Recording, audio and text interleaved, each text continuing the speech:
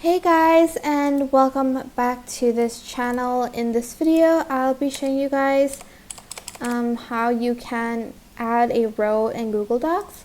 So I'm just going to insert a table right here. For instance, it's a 5x6 and like it's an attendance sheet. Let me just add a column to the left to add in the names.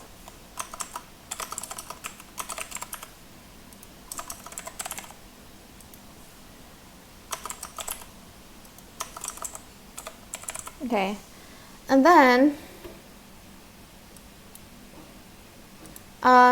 for instance, you want to add more names below, just press this like plus button to insert a row below, and you can just keep adding that, or just right click and select insert row below, or you can even insert a row above.